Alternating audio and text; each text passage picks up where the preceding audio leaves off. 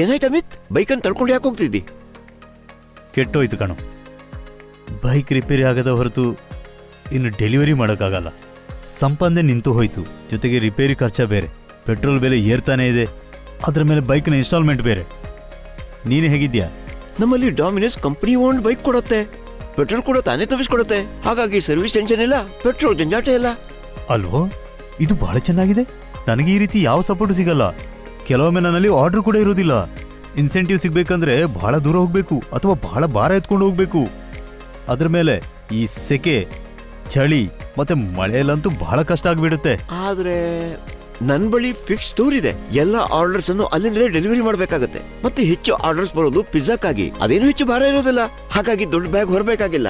Bike ನ ಹಿಂದೆ box ಇರುತ್ತೆ. ಬಹಳ ಮುಖ್ಯವಾಗಿ ಶಾರ್ಟ್ ಡಿಸ್ಟೆನ್ಸ್ ಅಂತ ಇರುತ್ತೆ. ಟ್ರಾಫಿಕ್ ನ ಜಂಜಾಟವೂ ಇರೋದಿಲ್ಲ. ಚಳಿ ಮಳೆ ಗಾಳಿ ಇದ್ರೂ ಕೂಡ ನಾನು ರಸ್ತೆಯಲ್ಲಿ ನಿಂತ್ಕೋಬೇಕಾಗಿಲ್ಲ. ಸ್ಟೋರ್ನೊಳಗೆ ನನಗೆ ಕೂತ್ಕೊಳ್ಳೋದಕ್ಕೆ ಜಾಗ ಇದೆ. ನಿನ್ ಲೈಫ್ ಬಹಳ ಚೆನ್ನಾಗಿದೆ ಕಣೋ.